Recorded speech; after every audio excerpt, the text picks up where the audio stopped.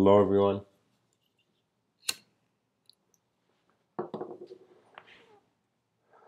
Welcome to tonight's live stream.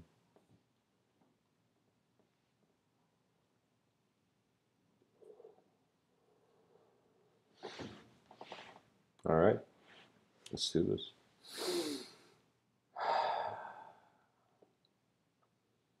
What could be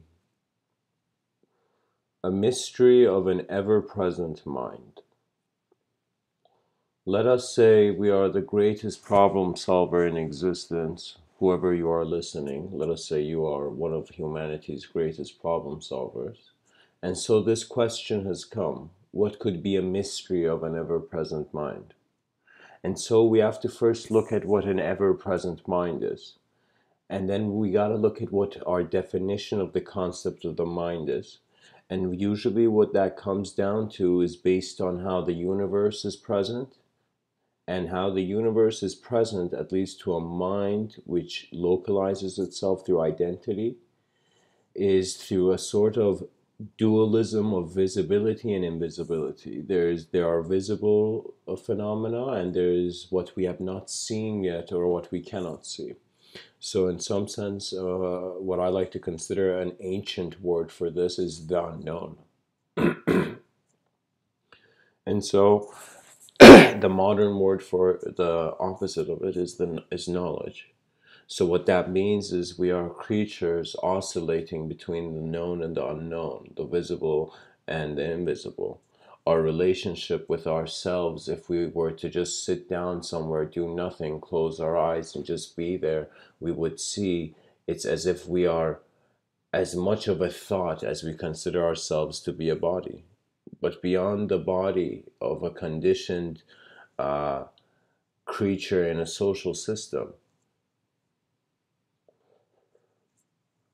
we come to the conclusion that the mind is an awareness that is oscillating between the known and the unknown. The reason I say oscillating is because I want you to realize that we are never just in one, and those people who think that enlightenment is a one-time thing, no, enlightenment doesn't have per se too many physical attributes. It's not like you see someone and you're like, yo man, that man's enlightened, look at how he's walking. you know and so, like, that's not the case. Enlightenment is not a physical thing. This is why back in ancient Vedic times, the yogi, the mystic, on the mountain, through certain deep concentration, I mean, discipline is like a path to enlightenment, or it was at least directed towards a path to enlightenment. So these yogis would go into the cave and be in this constant meditation, concentration, and they would eventually tap into a state of samadhi. And what samadhi is it is, in some sense, how can I tell you? It is a non-dualistic presence of, like, the source of your moment. What that means is it's not conceptual. It's more like where experience and the existence of thought are rediscovered in a new way, you know?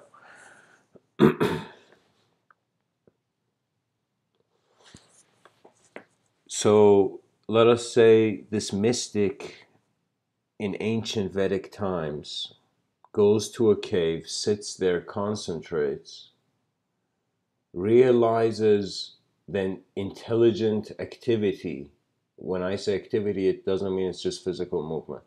The intelligent activity of attention.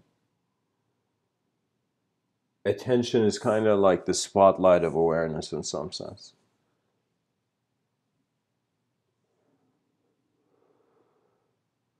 Eventually, the person, through concentration on the object of thought and suddenly realizing, oh my God, thought, like objects, we have, like, how can I, we are keeping a subjective version of the world behind our eyes that is very malleable, and we in some sense sculpt time and space into as many dimensions as we want, you know? So what I mean by that is that imagination is the freedom of a certain movement in a space, right? So when you can imagine the future as if, like, you can see something now and having witnessed patterns of change, in some sense, um, propose a certain vision of it. But in actuality, what happens is that when one seeks truth, they seldom realize. It's like how some ancient poets, they suggested it, like for example Rumi in his poetry, he says it's like a moth that is going towards the candle flame.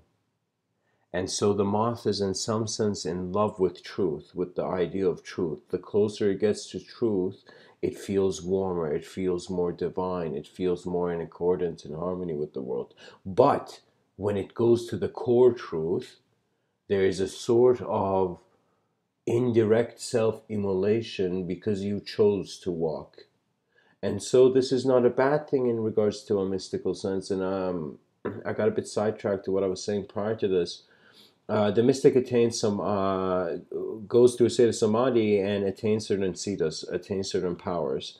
What happens to these powers is that they are recommended and advised by more mature mystics not to be used, because the whole point is it's not a certain physical relationship that you're looking for, because many people, they need external conditions to change, so the condition of how they think about themselves changes as well. But sometimes if you wait for the physical world to get it right, it's as if you have missed all the opportunities where you could have created a better world, not just for yourself but for what is to come. And it's as if like we are all children, you know like all brothers and sisters of humanity in the same house called earth. And so everybody's just not taking off their shoes and just walking in this house. And and we got to consider that the mind gets the capacity to simulate itself, while it's at a certain time and space. It through a timeless witness, it can project itself into other variations and models of space and time. So what I mean by that is that there is a relationship like as any intelligent being, like this is how self-awareness works.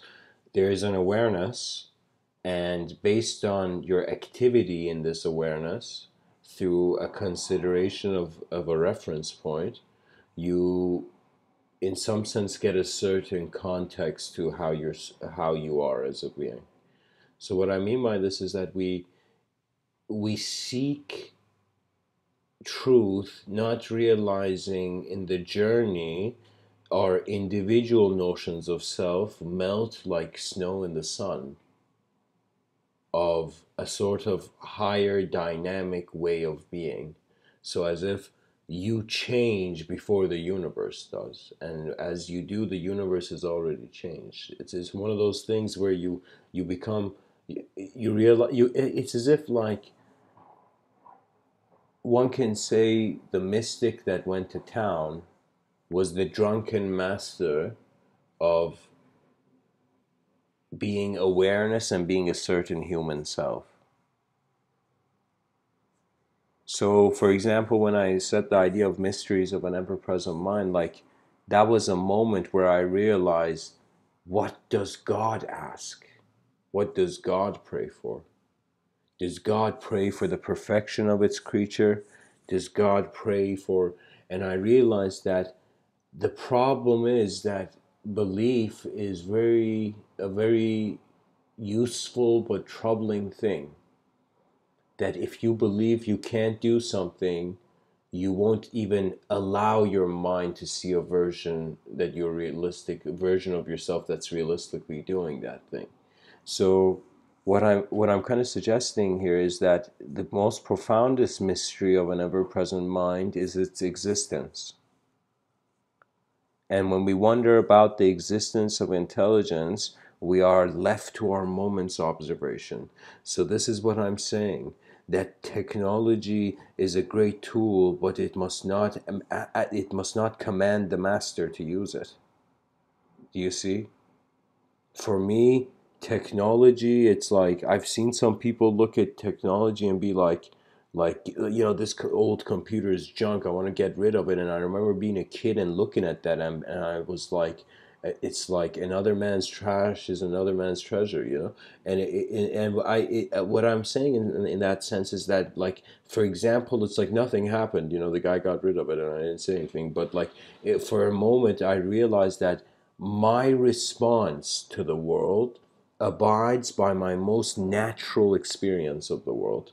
And so you have to remember your natural self, and when you go to do that, you realize the thought of who you think you are spun out of the moment. From nothing came everything, as if from another dimension a door was opened and intelligence entered this dimension, but always remaining unknown to where it came from.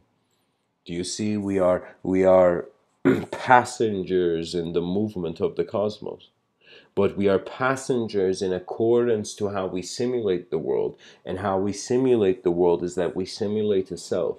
And when we simulate a self, we in some sense are taking the first step to externalize our subjectivity.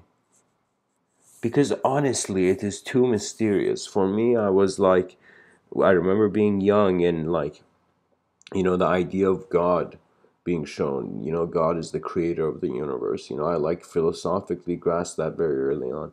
And when I kind of thought about that, I'm like, okay, and then science textbooks taught me that, you know, it's like planets are spherical and all this, you see? And then it was as if, like, I'm like, okay, so it's as if the God liked spheres, you know? You know, God likes spheres, you know, like that thought came across, you know, why such a design, you know? And so this is the profound thing, that our species knows nothing, and it will continue to do so. Not because we are ignorant, because it is too vast. Because it is too vast. Knowledge is too large, you know, of a spectrum to conquer, that to just go the path of knowledge is like you're going to just want immortality. That's it. It's going to get boring. Immortality is super boring.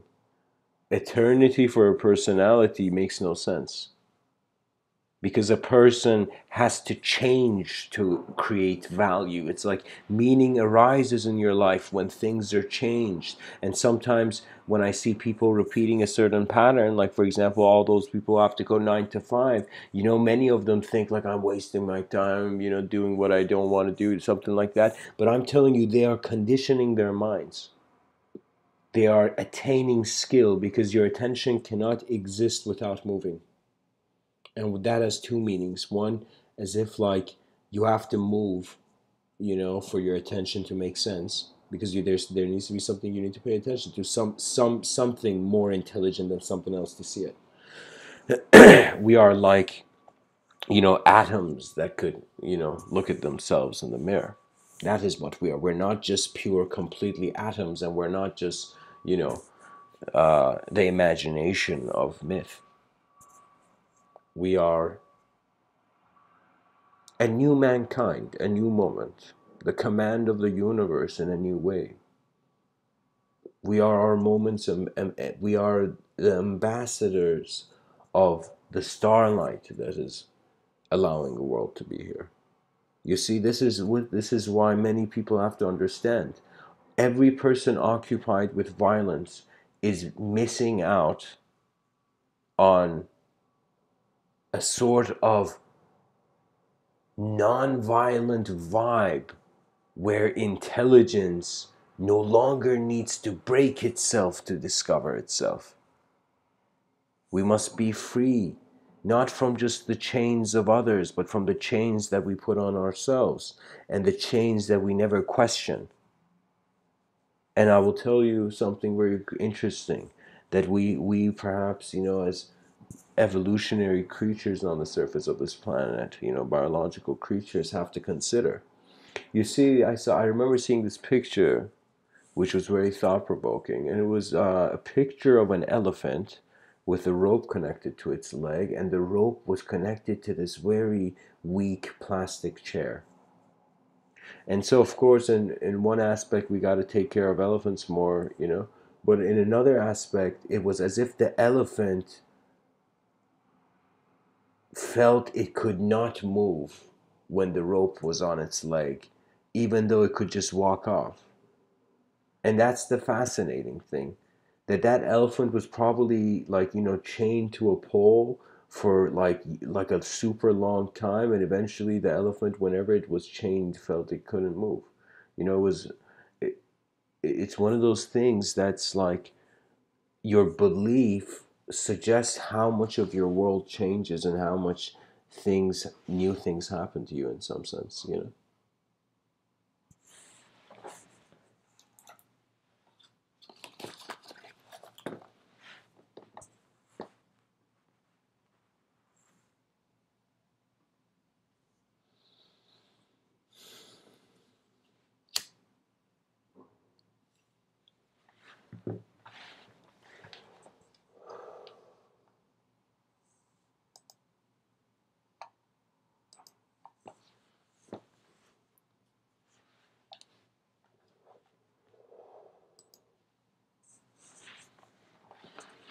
In some sense, when I think about this, it's very interesting for me,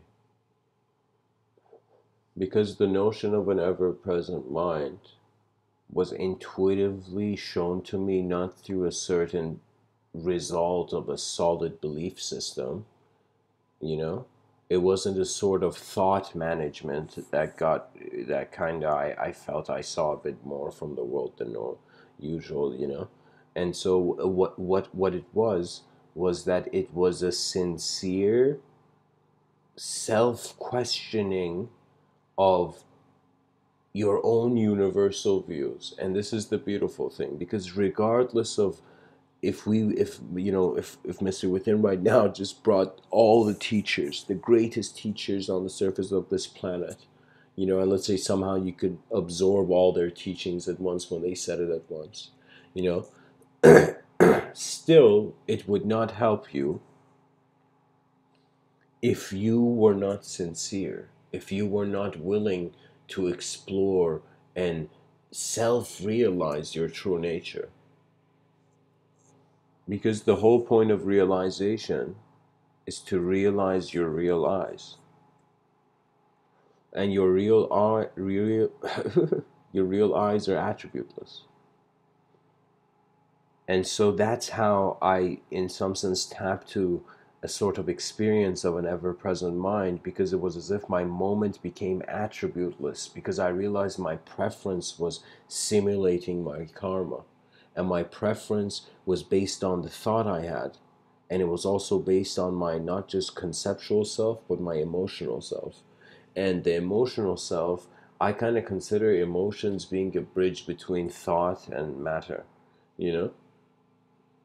Being a sort of effect of the activity that results between the blending of those two. I realized by mathematics that I can divide the world endlessly. The world can be divided ad infinitum. I can just take like a philosophy and just endlessly break it down or endlessly expand it. I can touch heaven, or I can step into hell. But hell and heaven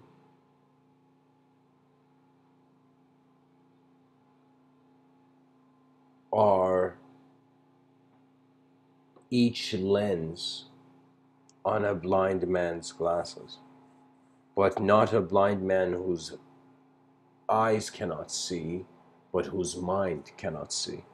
Whose mind cannot see that beyond identity there is ways of function that abide by a sort of universal rhythm, where you're trusting your intuition, which is in some sense your collective self, to administer your identity based on a natural revelation of the unknown. Revelation happens every time. Every time I go to a gathering, like a party of some sorts, it's as if like, oh my God, I'm receiving revelation. I'm seeing all these things, that all these people that weren't here before. And so that's the fascinating thing, that our mind is being updated based on our experiences to constantly make itself realize that what is updating it is a sort of invisible self.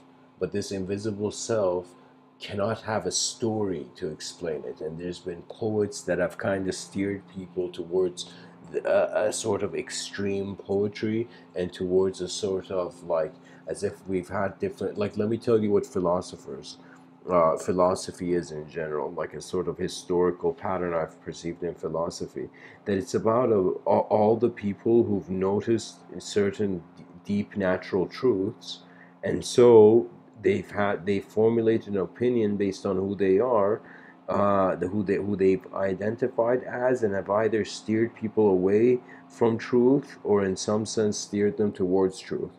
And truth cannot be an idea, because an idea cannot capture the immensity of the vastness of all of it. So for me, when I see religious texts, they are forever unknown, uninterpretable by others aside from what's left behind. So that's the fascinating thing. That means religion it seems like a phenomenal idea, but it is inaccessible.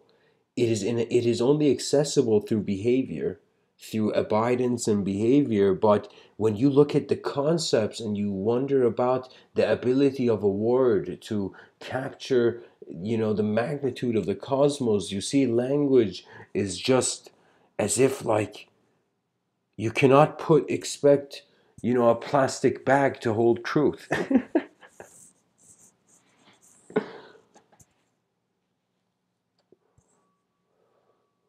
Truth is a sort of reverse engineering out of your ego. And how it came across to me, at least at that point in my life, where I was tapping into this sort of ever presence of mind, it was as if like I kind of, my ego became an inferior technology compared to a sort of advancement of my experience.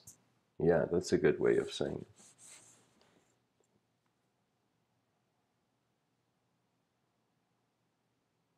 The advancement of humanity is one of the ego's last resorts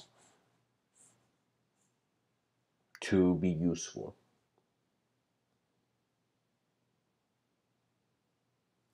Some people say it is passion that brings direction in one's life, as if somebody doesn't know what to do, they got to find what they're passionate about. But then you wonder, how do you find something passionate? You got to see what is the point of the passion being there. And then you realize it's based on how clearly you're observing the world, but also how clearly you're seeing reality, and reality's texture and fabric and dimensions and presence beyond the dualistic personality. So what that means is, let me tell you, there's most people there. Okay, here, there's this ancient idea which is the concept of a veil. And what that means is, a veil was like the divider or the border between dimensions, right? And so there has been a notion of, like Alan Watts spoke about this, a veil of thoughts and a sort of dualism. So duality can be a veil. But Mr. Within wants to suggest, like I'm kind of trying to prepare you for this metaphor. I want to say that emptiness is the veil between the temporary and the eternal. And that emptiness means that, imagine like in the movie Stargate, like a portal was open between different dimensions, you know? So imagine that dude just going in and then constantly going back and forth between the dimensions. Eventually, that dude would go so back and forth, he'd be like, okay, where is this middle? Where is this, like, how are these dimensions being divided? And they're being divided by non existence. So do you see, we are suddenly seeing a chunk of existence, but in our exploration, uh, in some of our efforts, and we're going to be simulating multidimensionality. That means we're going to be projecting multidimensionality over something that's not multidimensional.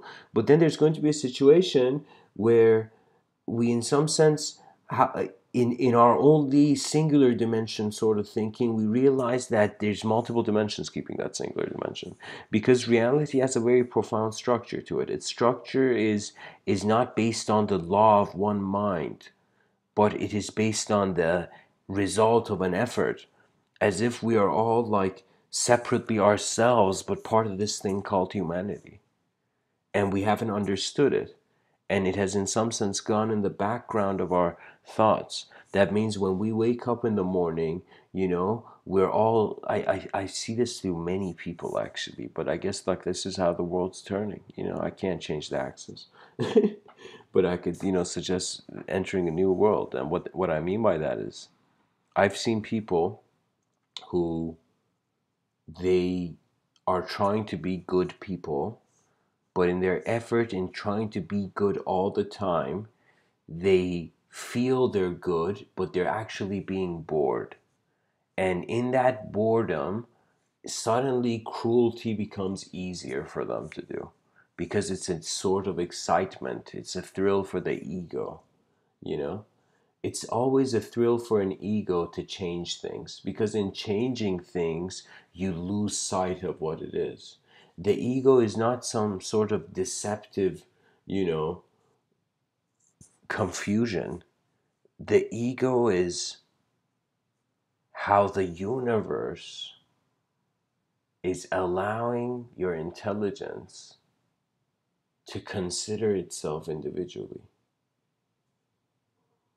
So, a sort of mystery of an ever present mind is, how do we discover an ever present mind? And either we expand infinitely, or we reverse engineer back to the source. And when you reverse engineer back to the source, that's a sort of Eastern enlightenment. And when you expand infinitely towards the source, that is also a Western enlightenment. And East and West, of course, are just abstract positions, because a sphere in space doesn't really have a sort of fixed point. How can you say it's up and down? It's a sphere in space. What is space? It's just this vastness where things are kept in, you know. So it's very fascinating, you know. Another example of this would be as if there were two spheres, and these spheres were, like in some sense, orbiting around one another. It's like, which one is orbiting around which one? Do you see? So our mind has to fix a point, and then it draws lines between these different considerations and notions of truth it has, and it creates a plane. And when it creates a plane, that's when a sort of emotional energy builds up, a sort of abstract, a sort of abstract, intuitive, um, archetype of a savior, that is like as if you are being saved by your greatest self when you see angels. And so this is the fascinating thing, that we are creatures that have to be able to realize we are not our emotions, and we have to realize we are not our thoughts, but it is also okay to be them, because ability commands a greater stance. So pretty much what it comes down to is, like, I guess, the best universal advice that can be given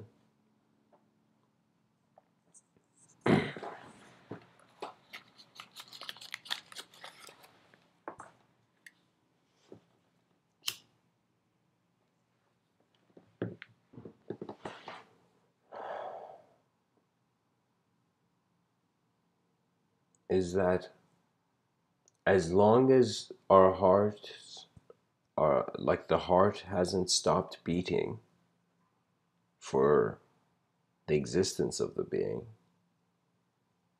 we must not lose hope for better technologies to shift ignorance into clarity. And an ever present mind is a sort of union of the moment with all moments, realizing a sort of inseparability of the individual activity and the cosmic activity. Man realizes it was all man's creation. God realizes it was all God's creation. And in that moment, all worlds stand together, inseparable. A sort of way of being that if you were like this in nature, animals will, how can I tell you, animals are wise because they are searching. They are searching to calibrate as eternity soul in the temporal. We are a sort of higher dimensional effort, a sort of higher dimensional intention of matter to move in unique ways. We look at our past, we see cavemen. We look at our future, we see breakdancers like in space, you know.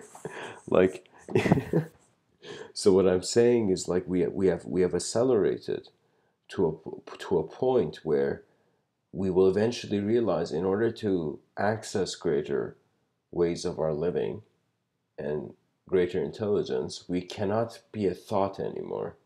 And that is a sort of apocalypse for memory.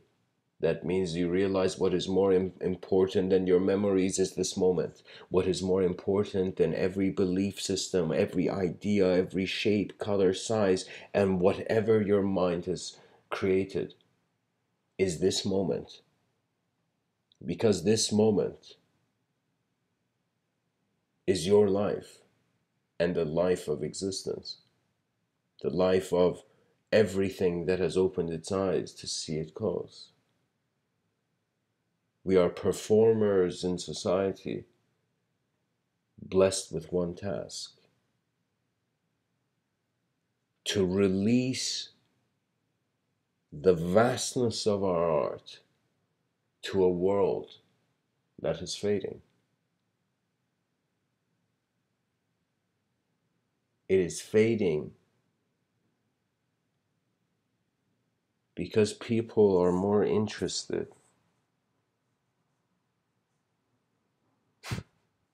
They're more interested in self-acceptance. Many people cannot accept who they are unless there is a sort of agreement from the outside world. The mystical position acknowledges the unknown as where the mystery is. And in having the attention on the unknown, knowledge is like this secondary self-automated thing.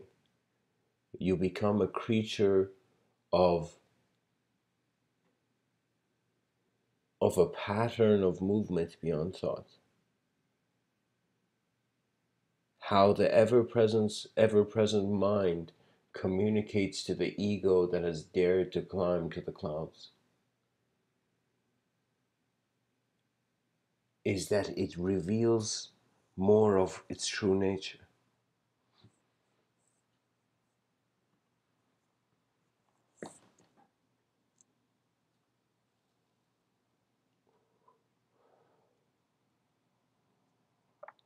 There's this nice Zen story. There's these two Imperial Palace guards, and all day they've been standing by the thing, you know, standing guard just in front of the palace, these two guards, and there's a flag in front of them, you know, and eventually one of them gets a bit bored, you know, and looks at the other one, you know, and says, "Hey man, you see that flag up there?" And the other guy's like, "Yeah." And then he's like, "It's the wind that's moving the flag, you know." And the other guy looks for a little bit, looks like he's like, "Nah, man, it's the flag that's moving." And so they're both at it and they can't tell. They can't tell if the flag is moving or it's the wind that's moving. And so it's like this profound speculation they have.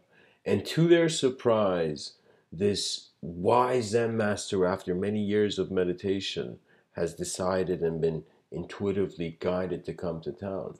You know, suddenly these two guards run up to him and are like, "Kind sir, give us a resolve. Is it the flag that's moving or is it the wind? Which dimension is moving?" The Zen master looks at him and it's like, "No, guys, it's the mind that's moving." It's like, "No, it's the mind that's moving." You know, later the guy leaves. You know, and so these two imperial guards are like, "Whoa, what is it that is allowing this to be?" And it is being itself. And to be doesn't necessarily mean you always have to do something. It doesn't necessarily mean the doer has to find a paradise. To be means to naturally appreciate the moment's design and its universality, its connectivity, its brilliance beyond shame and dogma. How many people have unnecessarily closed their eyes to better ways of functioning? We're all like this, all creatures. But I remember saying this to a friend of mine, and I told her the best question I find, one of the most important questions that any human being can ask, and it will always be fascinating, is in some sense to say, what is it that you see that I don't see? And when you have this attitude, it's not desire fueled, it's inspired out of understanding. And as you go to understand how the world is, you realize your relationship with the world. And as you realize your relationship with the world, you eventually reach a sort of empty page. And that empty page is before any sort of belief was written into your mind. And in that moment, who is to say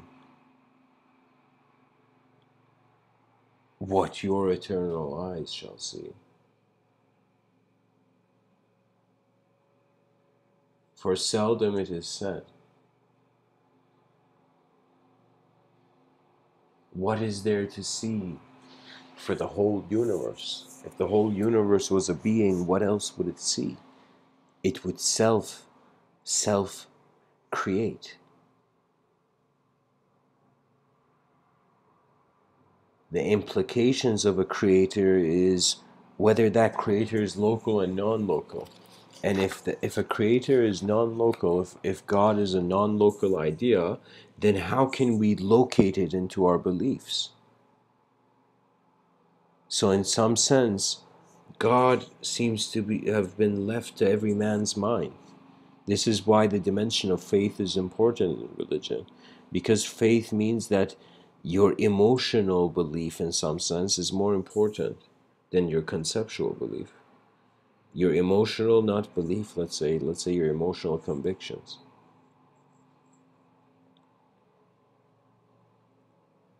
Stress occurs when you're trying to find an instant solution to your attention that is in many memories and many images at once.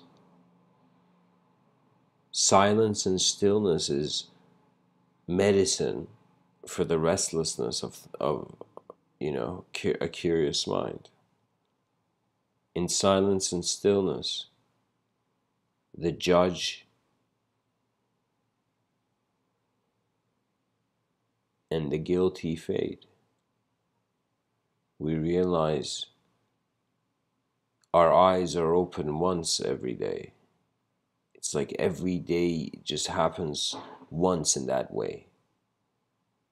And so we are alive in an actually historic moment because it is the newest moment. And so to honor the spirit of novelty means to share your great work with the world, because it's one lifetime.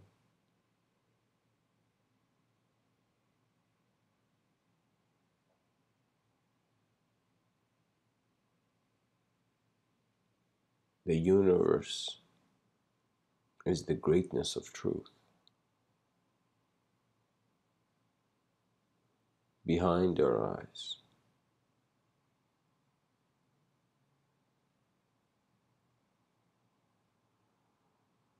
the ever-present gaze of all phenomena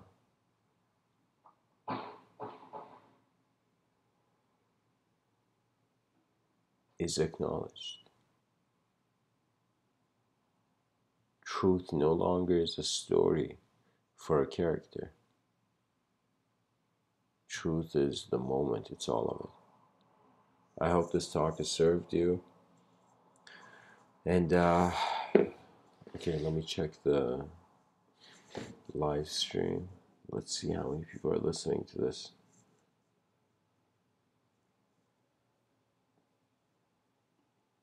Oh my God.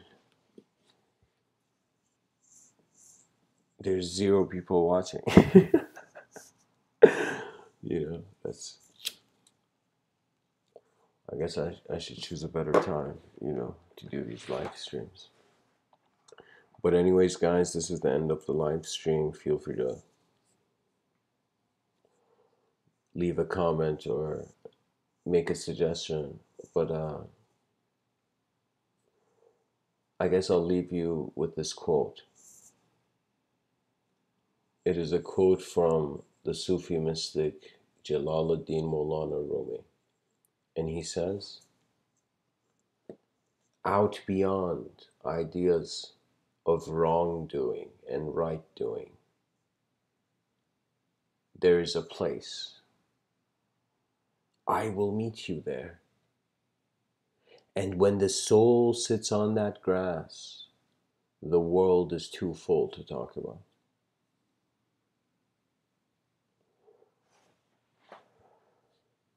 Much blessings and namaste.